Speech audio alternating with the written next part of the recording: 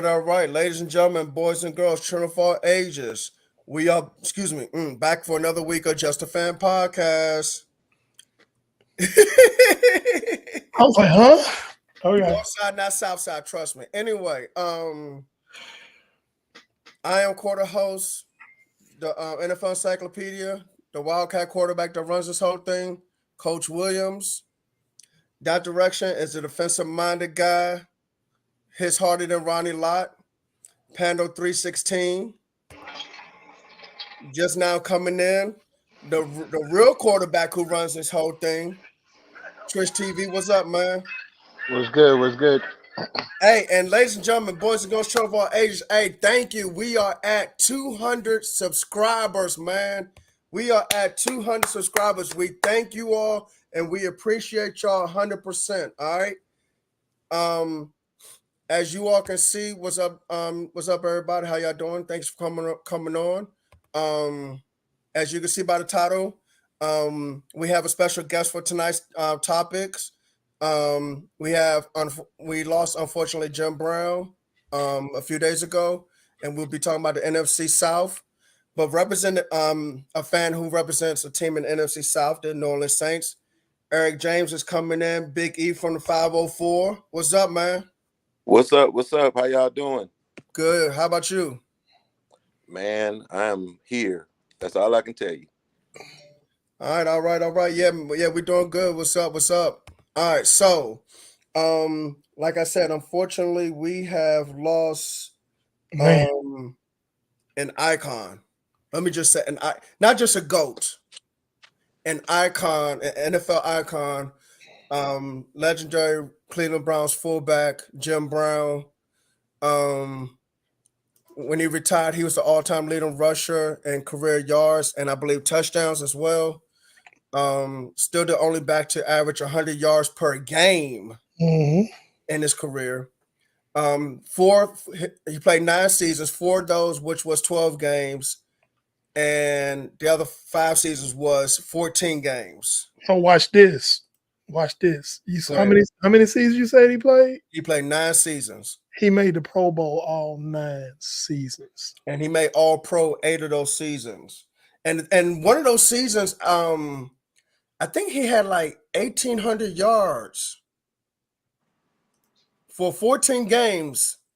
That's impressive, man. Who wants to start off talking anything about Jim Brown? It's open floor. I got it, man. First of all, talking about statistically, who plays 118 games and averages 122 yards a game in those 118 games, 5.2 yard average. Okay. Makes the Pro Bowl 9 of his 9 seasons. Like 100% of the years he played, he made the Pro Bowl. He was all pro for 8 of those 9 seasons.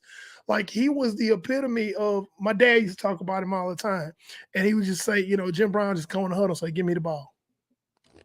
Give me the ball.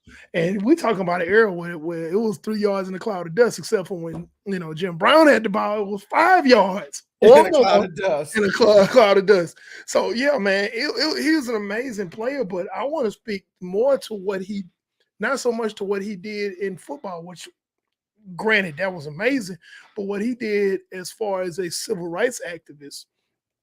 And then also what he did on the silver screen. Like, I mean, a lot of us that are our age, we grew up watching Jim Brown on movies like I'm Gonna Get You, Sucker. And he was in a lot of other movies.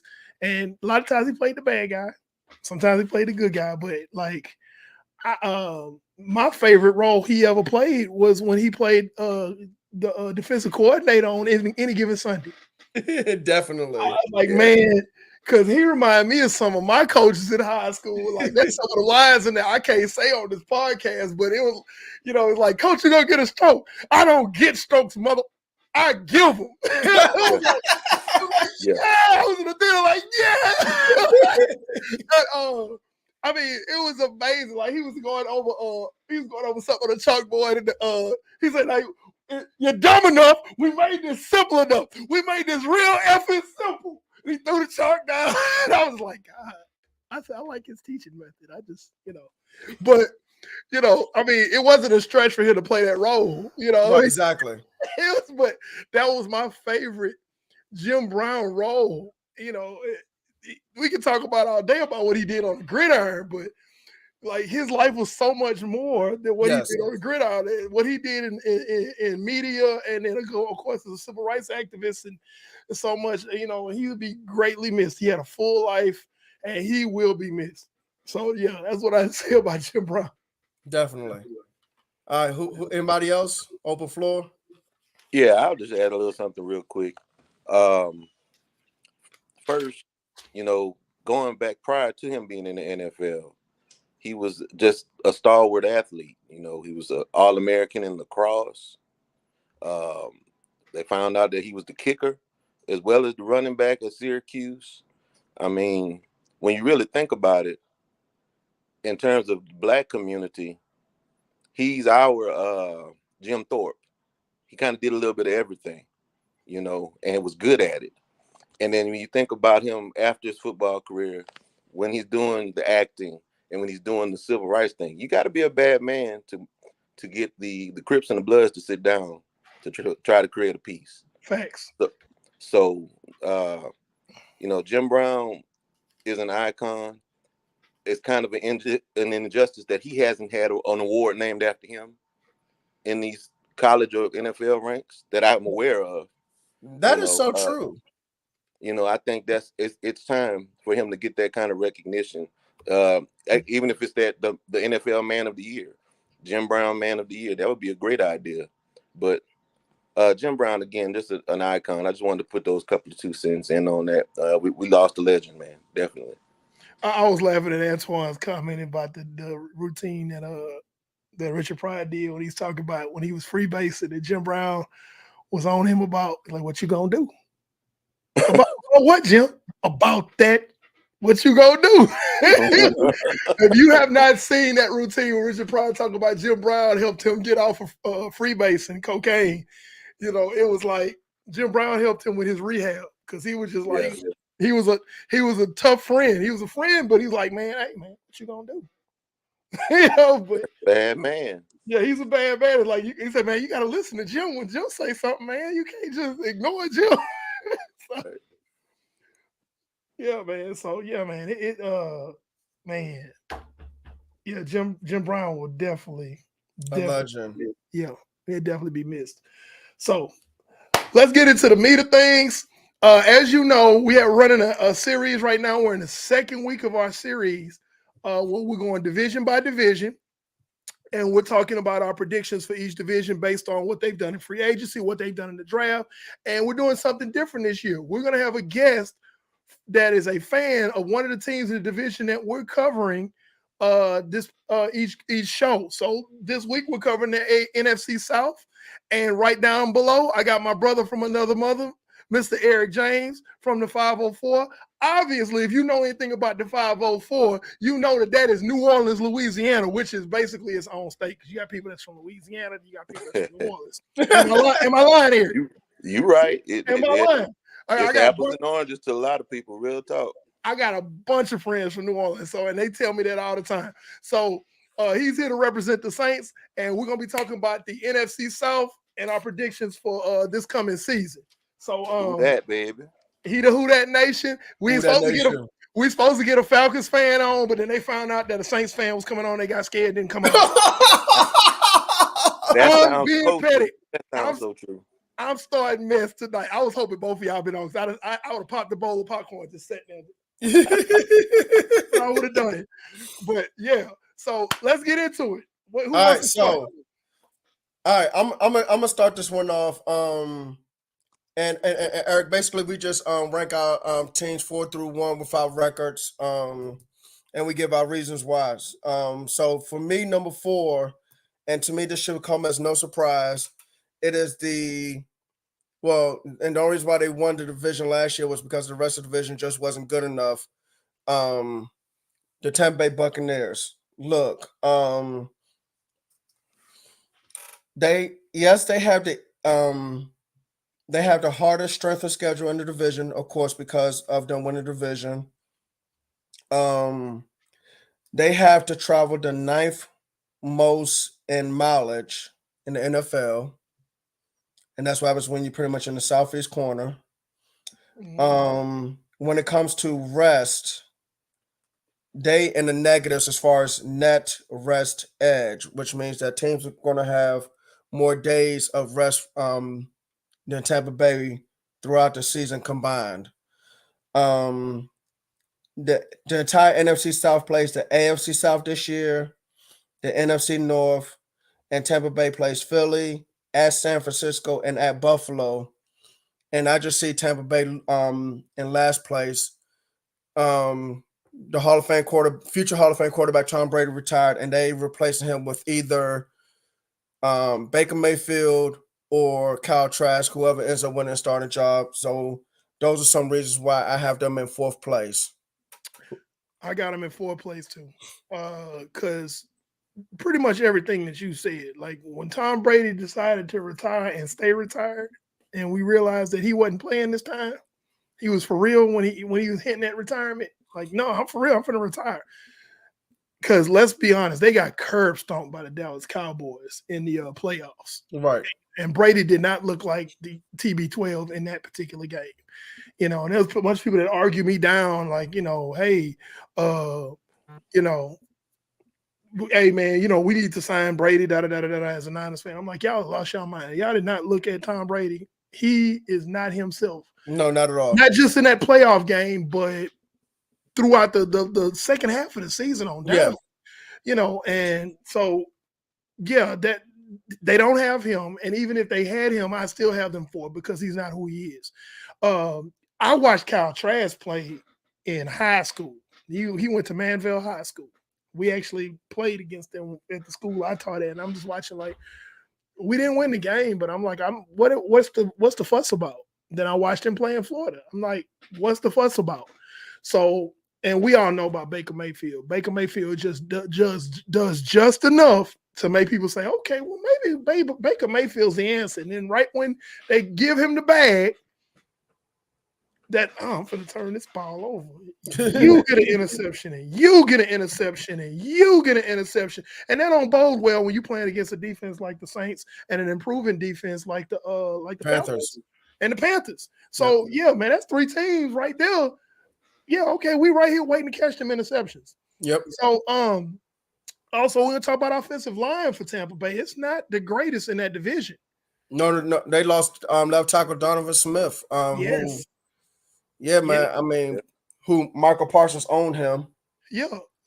Michael Parsons pretty much owns everybody he goes against. So that's a non-starter there. We know that. But Tampa Bay, I have them at my bottom. I got them going from first to last. Yes. That first wasn't that impressive anyway. It was 8-9 and made the playoffs with a losing record. Something like that, man. It was it was bad. It was bad. That's all I know. So that's why I have a number 4. Tristan. Okay. Eric, if you ready. Big E. Yeah, go ahead. I'm let you. Big E go first. I'll go last. Okay. So I'm with you guys. Tampa Bay definitely in 4th. Too many question marks at the quarterback position. I just can't imagine Kyle Trask being effective in any way. He may have a couple of good games, depending on what defense shows up for Tampa Bay, because you got to look at it too. Levante David getting old. The D line is getting older. They showed some holes during last season with the defensive backs. Even though they have was it Winfield? They still have Winfield there. Right. Yeah, Winfield. Yeah, he's going into his second, third or fourth season. Third yeah. season. Third season, okay. Yeah. Between him and David, that's basically the rock of the defense, and you don't have anything else that you can really look at as a threat. So, and like Eric was saying about the offensive line, I don't know anybody that has just one center on the team. I was just looking at the roster, and it's like it's only one center, and everybody else, I guess, if the center goes down, who's going to be the quarterback of the line? Yeah, So you're right. definitely, Tampa Bay in fourth. Okay, Tristan. So I got Tampa. I got Tampa last as well. Basically, all the things that you all said. Defense is getting old, long in the tooth. Um, Levante David is not the linebacker that he used to be. He's still, decent, but it's just not what he used to be. The secondary is still suspect, outside of Antoine Winfield Jr. Um, and then they're counting on still counting on Shaq Barrett and Vita Vea. All these guys are getting up there. Um, and then you lose a Hall of Fame quarterback like Tom Brady and never really had quite a successor behind him. Baker Mayfield is kind of middle of the road, as we've seen. That's been proven. I remember when they were talking about, oh, we believe in Kyle Trask. I was like, oh, that's a joke. I watched him at Florida, so that's definitely a joke. Um, so they're in a process where they're just probably going to try and figure out all these guys' contracts as the season goes on and go into rebuild mode. Definitely look for them to be in the Yeah. quarterback class sweepstakes for next draft.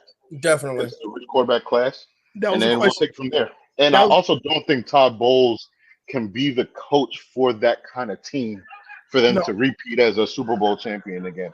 that, And that I think that was proven last year. that was the question that I was gonna ask. Cause like, do you guys feel like they are in rebuild mode? Yeah, because Yeah. and look, Mike Evans was on the trade block this offseason. Nothing happened. Now something still could happen, but I think Mike Evans, there's a possibility that he gets traded before the NFL trade deadline during the regular season. So and once Tampa Bay finally comes to full grips of reality that, oh, okay, we're not making it to the playoffs anymore. Let's move on from Mike Evans. Let's get some kind of draft pick for him. And that leaves you with Chris Godwin at wide receiver. I don't know who else they got a wide receiver.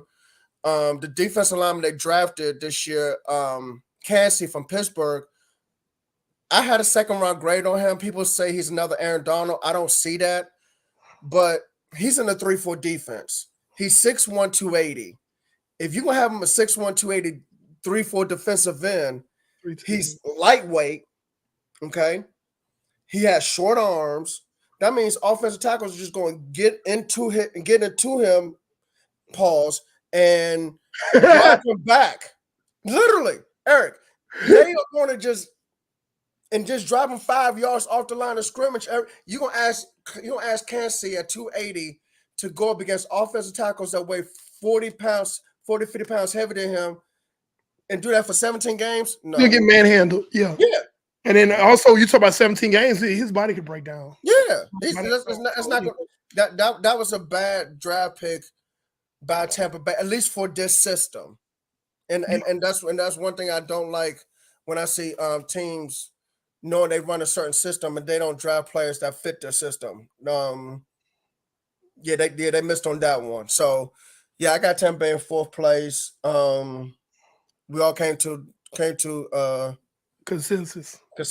a great consensus agreement about Tampa Bay being in fourth place. Who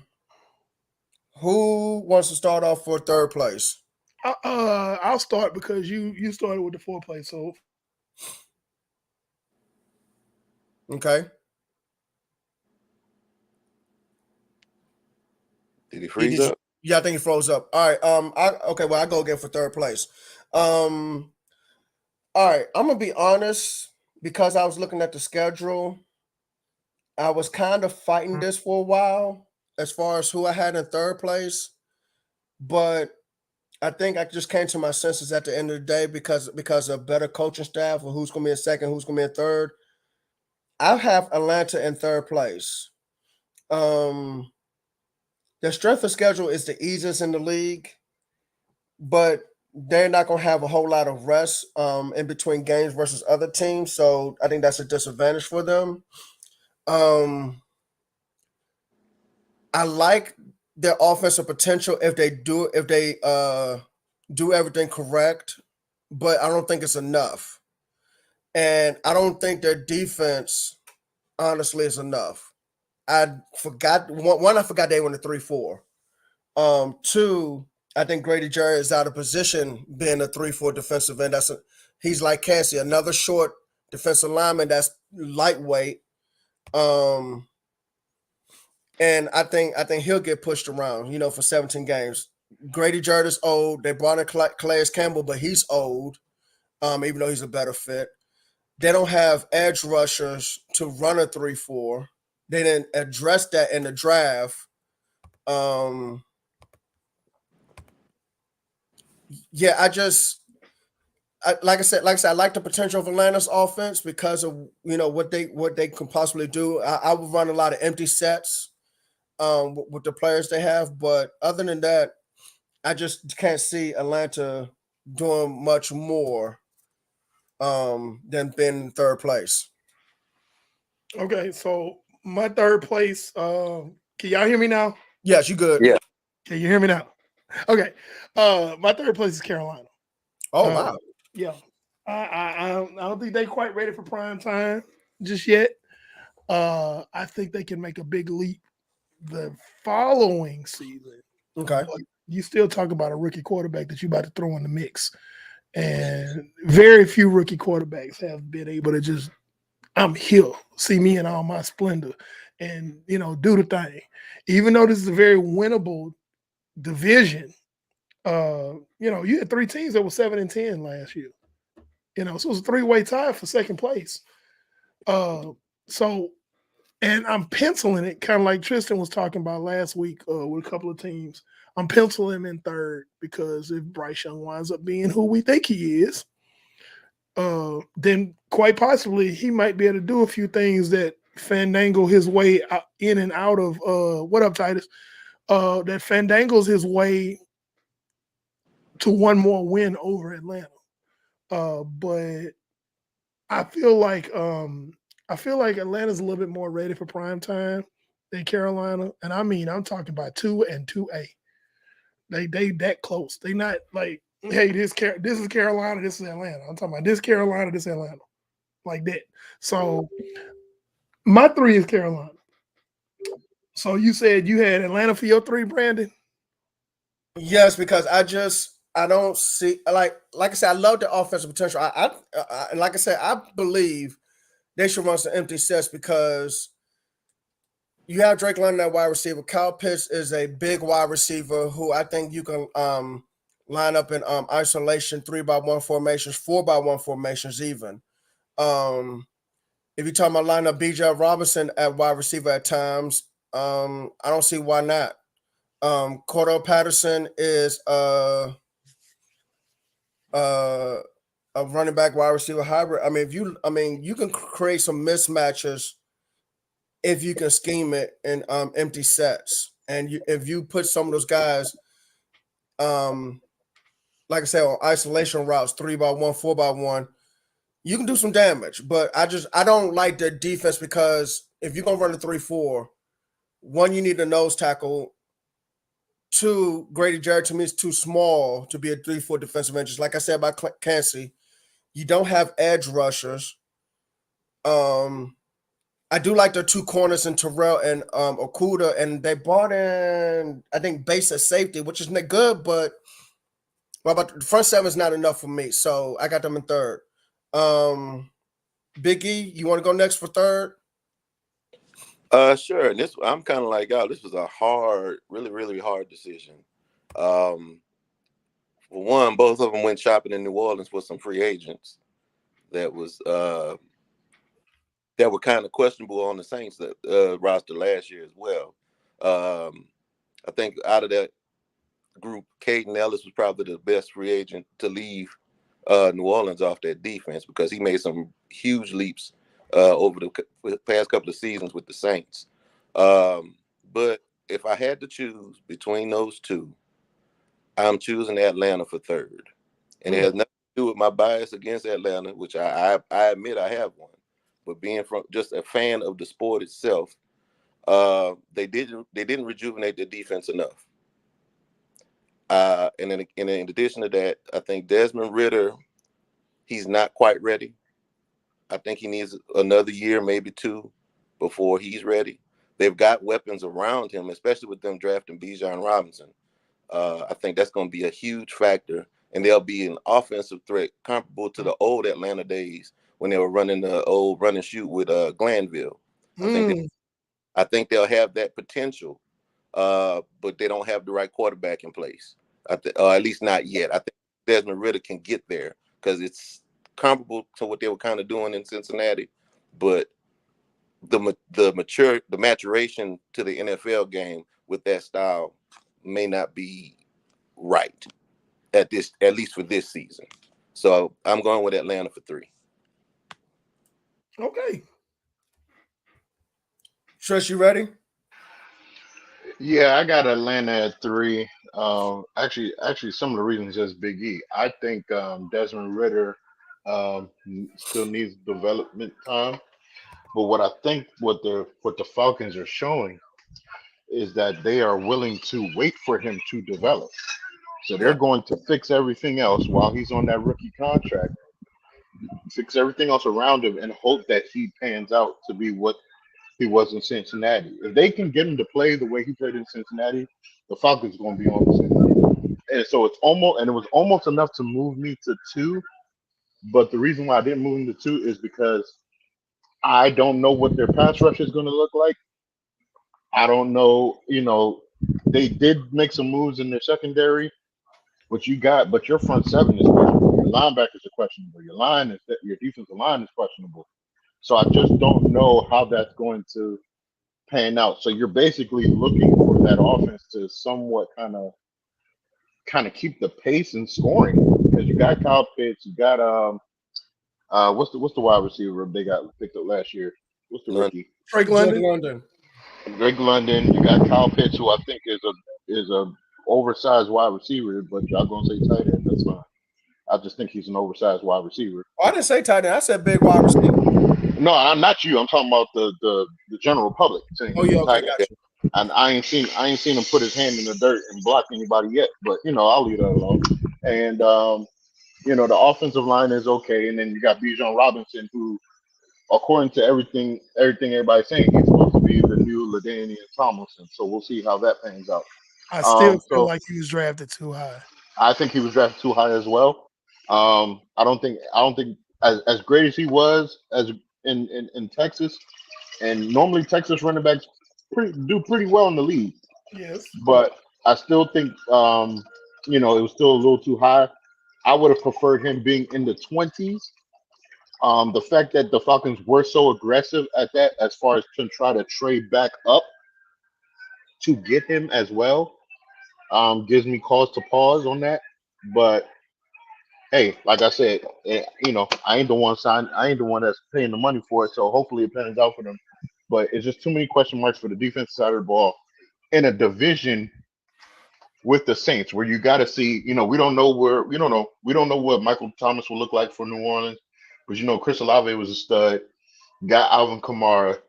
You got them guys over there in Carolina. You got veteran playmakers on that offensive side of the ball in Carolina.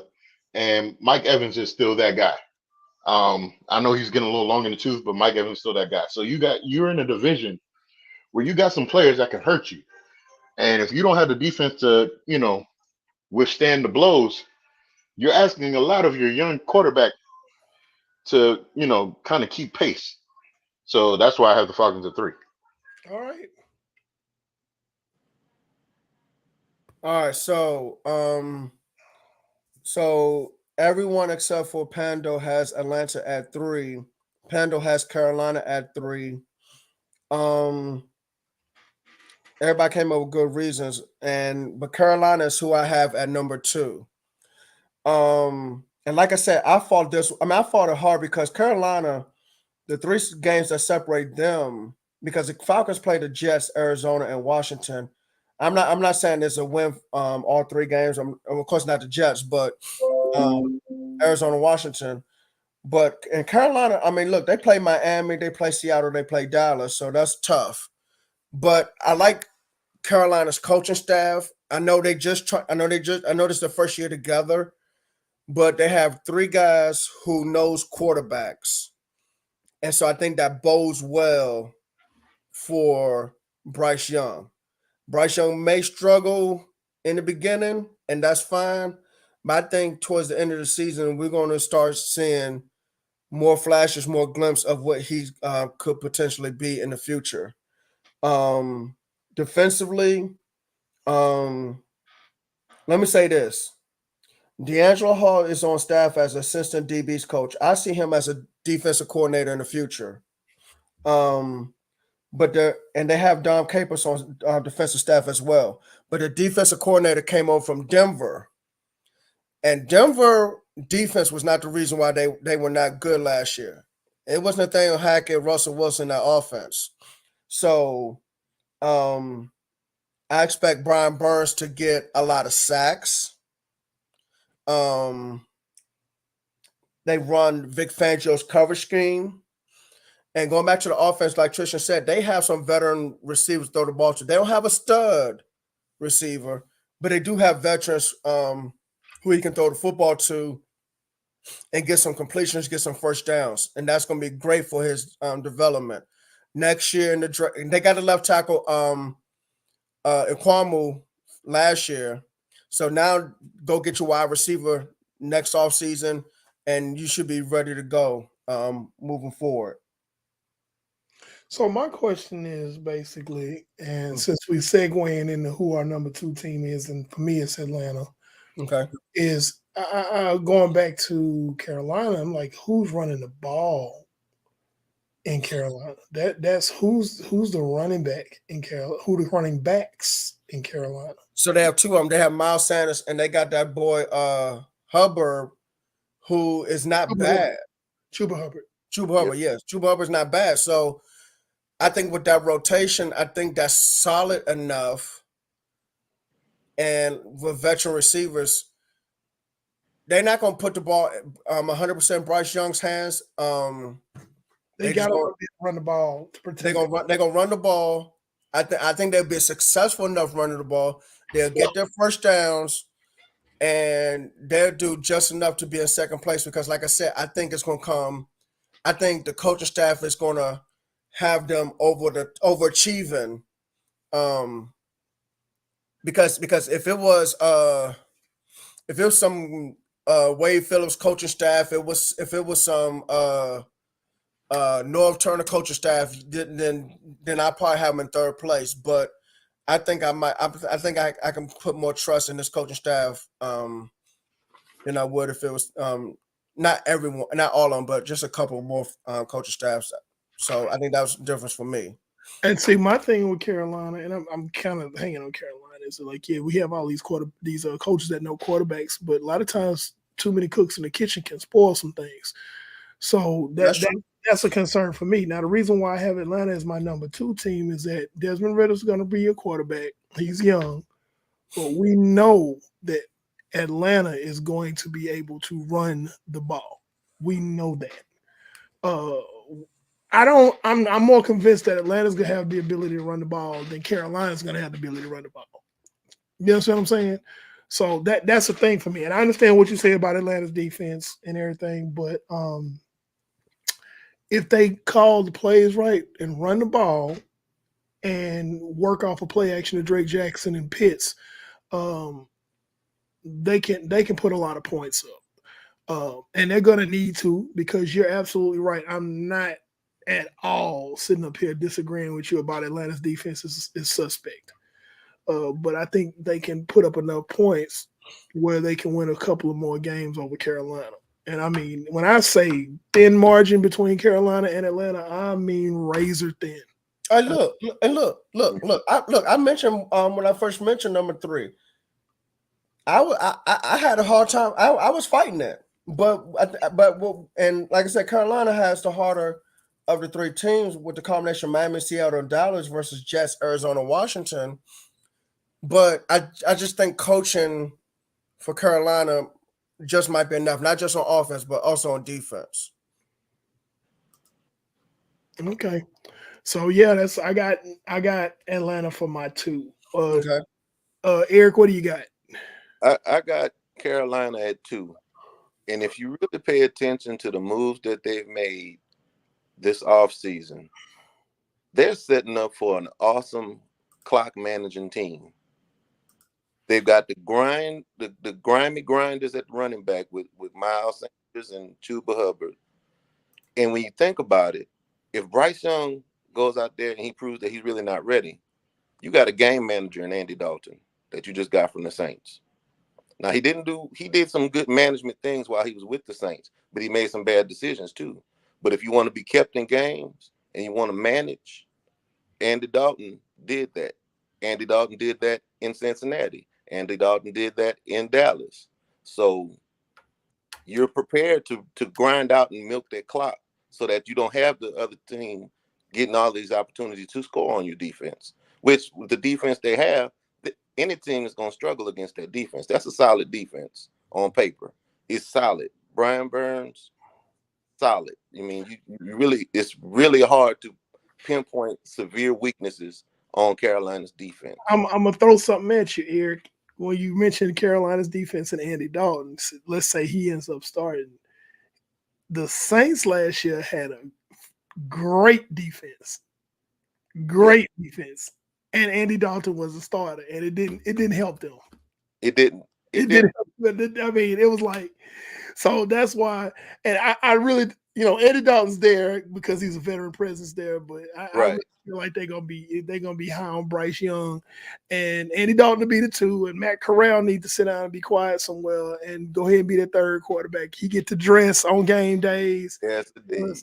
because they just changed that rule. But Yeah. Matt Corral's like, I'm ready to compete, boy. If you don't sit down somewhere, Now I'm ain't gonna no. say. you know? Now So, I'm gonna say this. Now I mean I'm not saying Andy Dalton was perfect by any means because he was not. But the games that the Saints won and they were in, and he was the starter, he made some good managerial moves. Now he made mistakes. He threw interceptions. He threw passes he had no business throwing. Uh, He threw passes to Pam Oliver. right, he threw past to Pam Oliver. Exactly. the He red rifle. the red. Yeah, that's it. But when Can you you really look at overall in his career, he was a good manager. He was a good manager, and he can help Bryce Young. And if he needs to step in for Bryce Young, they can manage and he can hand that ball off to Miles or to Chuba, and they'll still be in the game. So that's why I say Carolina is my 2. Okay, all right. So, Tristan, So for me, listen, Eric's about to be one of my favorite. Big E, talking about he about to be one of my favorite people to talk football with, man, because he's spitting number of facts. I feel like he in my notes. yeah, Uh, yeah, I he on mean, he on his game. it's basically the same thought process I had when he said clock management team. The other term I was using for that was small ball. That's Yeah, literally what it is. You're going to ask Bryce Young to throw hitches, slants, outs, things like that High as he grows percentage, the confidence, as he gets better. high When you have percentage. the veteran wide receivers that know how to run their routes, know how to move the chains, have a running game. It's going to be very smash mouth, and they're going to rely on that defense and for them to just get the opportunities where they come. The best case scenario for Carolina is what they're looking at is that Bryce Young, as he's doing that now, when you do that, it's just like think of basketball since they like to compare him to Steph Curry. Think about basketball. You're getting these high percentage shots. Every pass he makes is a high percentage pass. It's more completions, more confidence in the system, more confidence in himself throwing the football around.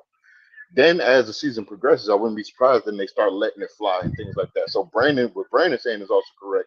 Next year, they're looking for a wide receiver. If everything goes well, Bryce Young is who we think he's supposed to be. They're looking for a stud wide receiver to put there, and then they're ready to rock and roll.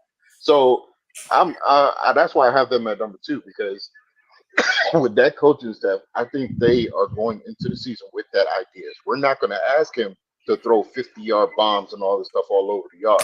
That's why we got the wide receivers that we got. We need smart wide receivers, guys that can move the chains, guys that know how to get to the first down, know how to get in and out of their breaks pretty well. He ain't got to be the speedy deep threat. We're not worried about that. We're just going to keep it simple and move the ball methodically down the field, rely on our defense to get some stops, get some turnovers, and make it contention. So that's why I got them number 2. So, and my daughter agrees apparently. And basically that's what it is. I go back to when the Giants had Amari Tuma back in 2007 when they won the first Super Bowl. It's 3rd and 7. Throw that man a slant. That's basically what Adam Thielen is going to be. That's what I forgot who the other receiver they have on that roster right now. And I think they have a decent tight end. They're going to get first downs. You talking about for Carolina? Yeah. I want to say it's DJ Chark. Yeah, they did get now. DJ Chark is a deep threat because he's 6'3" and runs a 4.3. So and still at times when they need that play action big shot, that's going to be for DJ Chark. But other than that, like Trisha and he said, and that's really what I wanted to say too. But I just couldn't get it out the way they said it. They are going to when it's 3rd and 7, throw to receivers. For that one play action bomb, it's gonna be DJ Chark. They're gonna really keep it simple for them this year. That's why I believe completely in this coaching staff on offense. I believe in this coaching staff on defense to make plays. If Carolina can get any kind of a decent enough lead, their defense is going to feast on teams and surprise them. And Carolina will take a major step next year as long as they bring in a true anchor wide receiver. Okay. So I think we're all in an accord here when we're talking about our number 1 team, and I have the New Orleans Saints for the division champion this year. And in the division that pretty much changes champions every year. I have New Orleans. Just bottom line, the one thing that I don't think anybody can dispute is they have the best quarterback. Yeah. In the division. I mean, Derek Carr, say what you will about him, but if you put him against Bryce Young, who's a rookie, unproven, Desmond Ridder, who's a second-year guy, unproven, and then Baker Mayfield or Kyle Trask, flip a coin. They have the better quarterback, and the Saints defense was already extremely solid. Yes. And there was a lot of games that the Saints lost last year that if they had a better quarterback, they'd easily pull that game out. They had better quarterback play. So they were just a quarterback away. And then Chris Olave is ready to take the next step. I feel like he's going to be an alpha dog receiver for that team. So, everybody talking about Michael Thomas, like, Chris Olave. You better pay attention to what Chris Olave is about to do. He's extremely impressive. They had a solid draft. They brought back some really solid players. One of the big under the radar free agent signings that they had, a lot of people not paying attention to, was Lonnie Johnson Jr. They got from the Titans. And he's one of those guys. He's what I like to call a tweener. Okay. He can, in a lot of instances, be your Chauncey Gardner-Johnson type player. He can cover man to man and play corner, but he can also shift inside, cover the slot. He can play safety. He's extremely versatile of a defensive back, and a lot of people really didn't pay attention to that signing. And when I saw that sign, I was like, "Wow, okay, that was a really under the radar signing." And you're gonna watch him play this year, and you'll be like, "Oh, wow, I didn't even realize that that this guy was that good." And in that scheme, he's gonna fit. Foster Moreau comes over from the Raiders, so that's familiarity. Yeah, tight end, familiarity with Derek Carr. That's gonna it's gonna help him. Then you throw in Jamal Williams, who came in from the Lions. To pair him with Alvin Kamara, to spell Alvin Kamara. So Alvin Kamara is not going to get, he's going to get the lion's share of the carries, but you got a solid running back that can come in and there's no efficiency lost when he comes on the field. And I mean, just top to bottom, the Saints just flat out have the best roster in that division, and there shouldn't be any reason why they shouldn't win the division going away. Yeah, I got the Saints at number one as well. There are three teams they play this year. That's different from the rest. Is New England, New York Giants, and Rams. They should be New England just because I still don't trust Mac Jones. The Giants, I don't trust Daniel Jones, Jones, and the Rams is the Rams. So and their strength of schedule is the second easiest in the league. Um, like I said, they have the best quarterback in the division. Um, Big E, 504. Let me ask you a question. I think ever since Malcolm Jenkins, the Saints like DBs who are corner safety hybrids. Am I wrong to say that? Because Chauncey Garner Johnson, not just Malcolm Jenkins. You got Tyrann Mathieu. Now you bring in this guy Lonnie Johnson, who's a corner safety hybrid. Am I wrong to say that you guys like corner safety hybrids? No, and I'm gonna be honest with you. Expect them to use Alontae Taylor sometimes in that role too. Oh my God, I completely forgot about him. Like he was one of my draft favorites. Yeah, when he was coming out, Tennessee. Yeah. Yeah, he stepped up greatly last year with the injuries that they had and everything. And yeah, I see what Titus is saying too. Thinking offensively, that running back from TCU, he's coming right on time because we still got the question mark if Alvin Kamara is going to be suspended or not. So you're going to need a backfield that can pick up for those carries that he's going to miss not being there.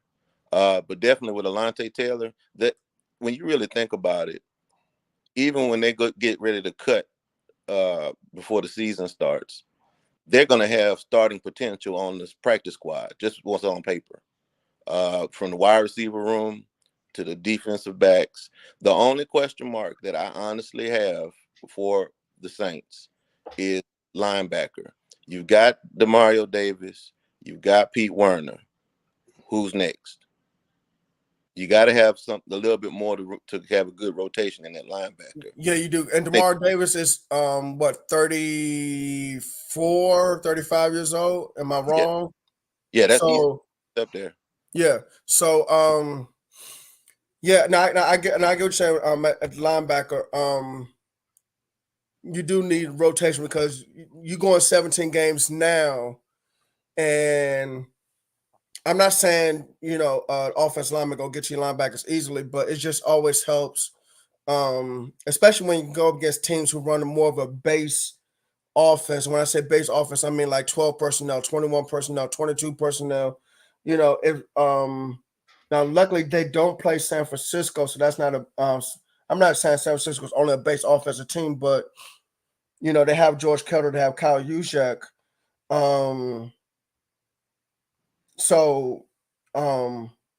But yeah, when you have to run base defense, that 4-3, you do need that third linebacker. You do need a fourth linebacker, guys who are ready to come in and do what they need to do to make plays. I mean, let's be honest though, man. Most of your base defense is now is a nickel. You're gonna need two. You just need two good linebackers. But that truly has become base defense in this day and age. Yes, and that is true. But you still got some. I mean, there's still at least one or two teams in the league who's not afraid to go more heavy personnel. Okay, than usual. I want to address that. Portia says that's my girlfriend, y'all. Hey, baby. Okay. Hey, sister-in-law. Portia said, "Wait, put it back up. I'm sorry. Put it back up." She said, "It's sad when Carr is the best quarterback in the division." She, of course, my girlfriend's a Raiders fan, and I'm telling you right now, and I'm saying this: we hadn't even got to the AFC West yet. You're going to be really upset that Derek Carr is gone from the Raiders. You have Jimmy Garoppolo now. You about to learn. Oh yeah, you gonna learn. And yes, he's really not as bad as you think he is. I mean, he had Josh McDaniels for a coach last year. So let's talk about that. So, but yes, Derek Carr is the best quarterback in the division because, like it or not, he can put up the numbers. When he's in the right scheme, he can put up the numbers. And that is the really that's the glue that holds everything together on our statement about the Saints being the best team in the division next year, going into the next year. Oh, So don't forget about Tristan. I am so sorry, Tristan, bro. I'm sorry. You got the glamour shots, lenses, up, and we be forgetting about you, dog. Go ahead, man. Yeah, man. So with the Saints, yeah, being number one, uh, yeah, Derek Carr being the best quarterback in the division. It's not even close. Uh, that's going to spell a whole lot. I mean, the offensive line is still pretty solid. You got Alvin Kamara, who I think is. This is going to sound a little crazy, but I honestly think Alvin Kamara is not underrated, but underappreciated for the skill set he really has. To be that size, to be that nimble, and the endurance he actually has. Despite little knick-knack injuries here and there, but he's been pretty healthy, and he bangs. So the receiving, running, he's a true weapon out there. Chris Olave, I don't even think about Michael Thomas. I think Michael Thomas needs to be arrested for Stealing money. yeah, absolutely. He better be thankful for Chris Olave. Chris Olave is definitely coming into that year too. He's going to be a monster for them. People didn't realize the amount of tight ends that they had signed in the offseason. Now we know some of those tight ends are going to be like camp bodies, but that heavy system, heavy run system that Brandon was talking about, that is a real possibility for them, especially having Jamal Williams come over from the Lions, which I don't understand why he got sent there. Detroit definitely should have kept him. I expected DeAndre Swift to be gone, but I thought they would have kept Jamal. But that's neither here nor there. And then the defense is still the defense. I mean, it's still got Cam Jordan. Now the linebacking issue outside of Demario Davis, yeah, I would have some question marks for sure. And even he's getting long in the tooth. But he's been solid for them for years. The secondary is pretty solid. They do love their hybrids. I think I saw somebody in the comment section saying that they do love their hybrids. Yeah, that was Titus. Yeah, they do love their hybrids. So I think that's going to be a good look for New Orleans, and just because of the massive overhaul the other three teams are doing, it's just kind of by default. They're the least team that had the least work to do in that division. So by default, they have to be number one. Yeah, man, definitely.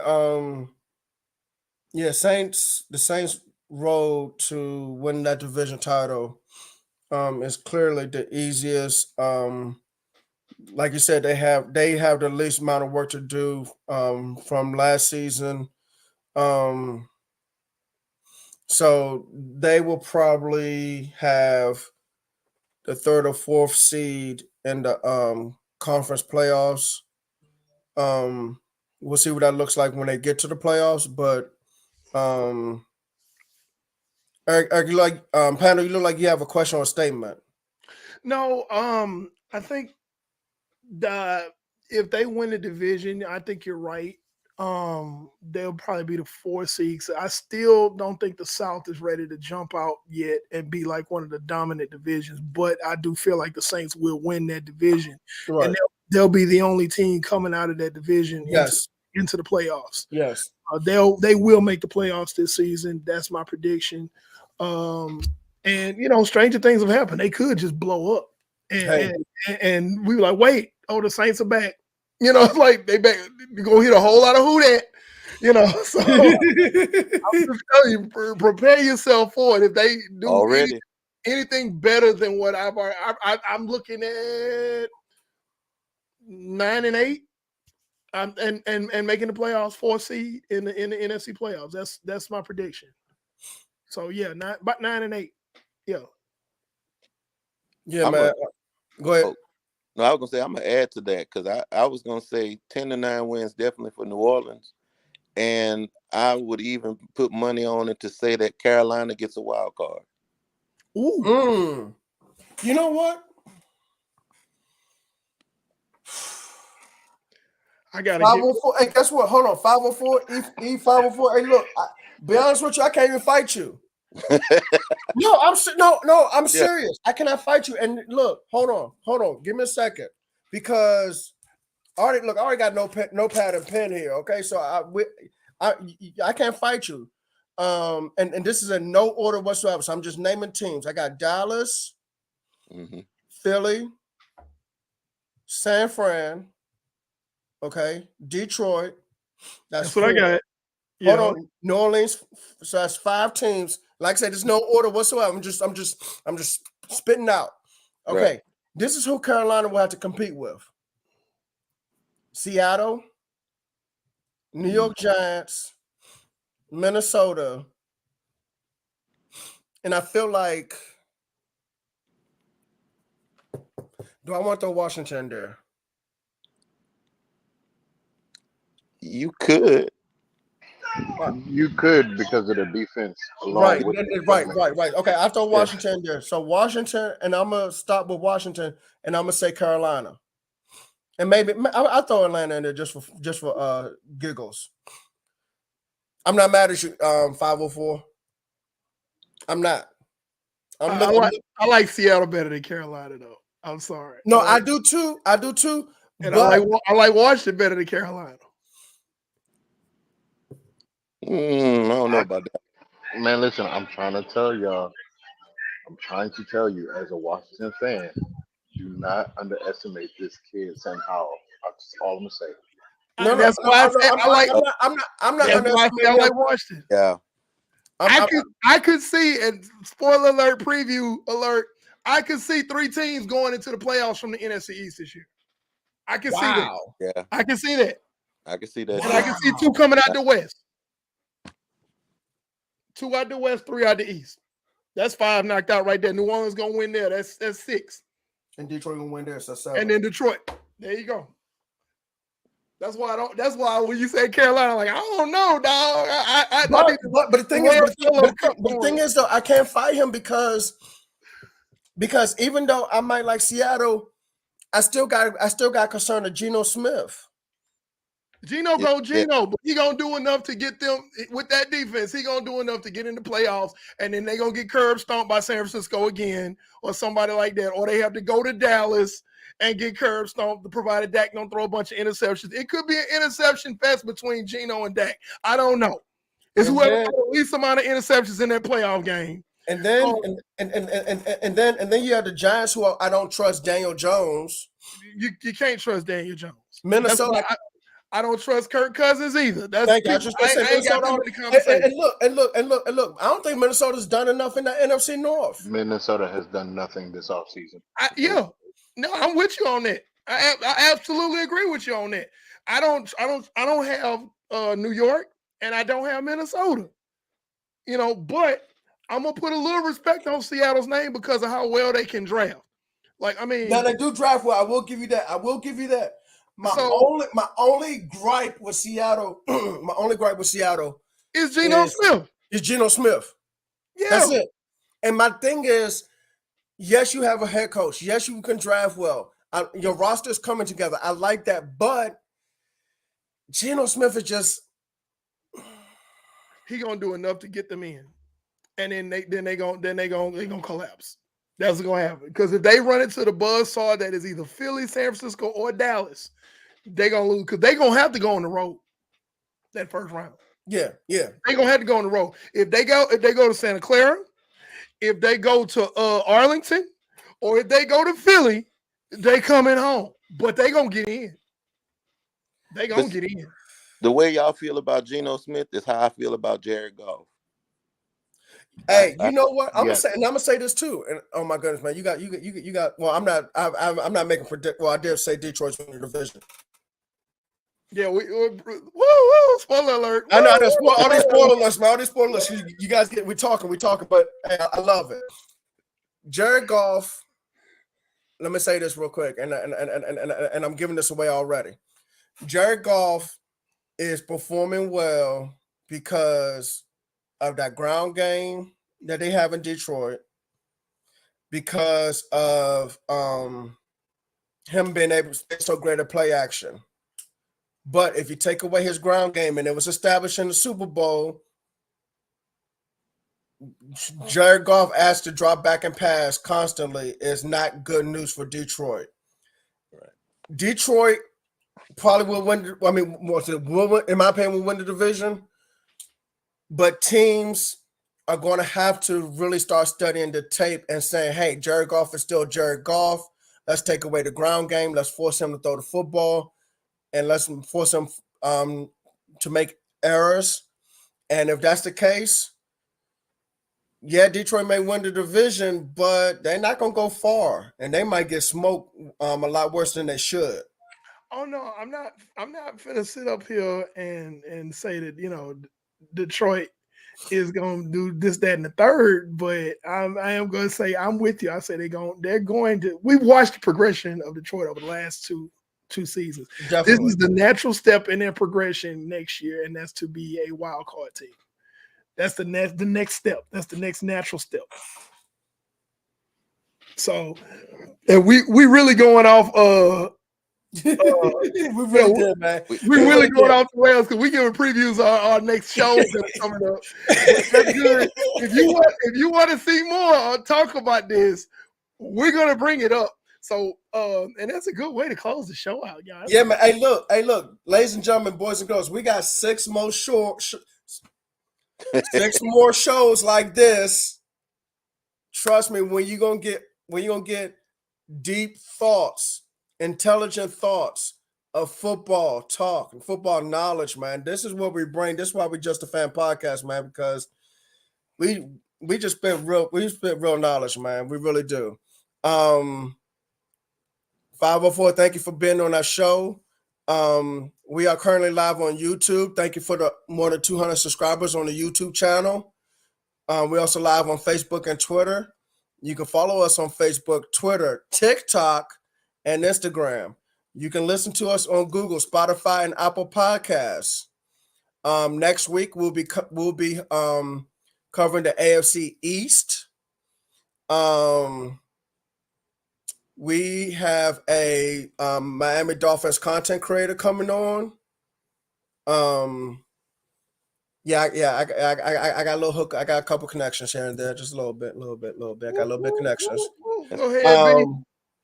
So be on the lookout for that next Tuesday. Where we're gonna drop more knowledge like this. Now, not to cut you off, Go ahead.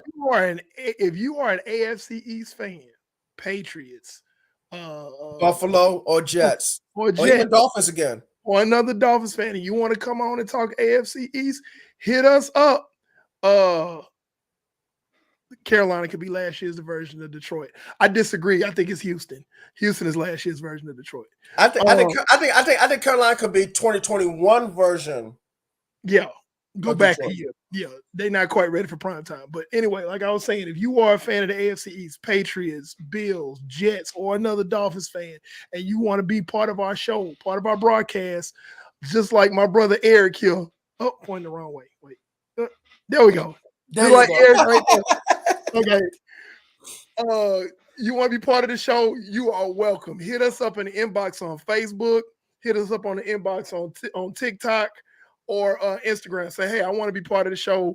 I'm a Buffalo fan. This is my email address. We'll be in contact with you, and we'll see if you know your stuff well enough to be on the show. Because we're just fans, and you're just fans too, and we want to talk football. So by all means, if you want to be part of our show these next coming weeks, as we get to your team's division, let us know. Hit us in the inbox. As you can see, the last 2 weeks, we've had fans have come on, and we've had great shows. We've had great discourse. So, yeah, man, I think we close the show out, man. All right, ladies and gentlemen, boys and girls, show of all ages, thank you again for the 200 plus subscribers on the YouTube side. Please keep subscribing. Please keep hitting that thumbs up button, that like button. You can also hit the like button and the love button on Facebook. You know, if you like the show, love the show. Subscribe if you haven't already. Share it. You can share via text message. You can share on Facebook. You can share and put in somebody's email. Please do. Thank you all. Good night. See you next week as we cover the AFC East. Peace.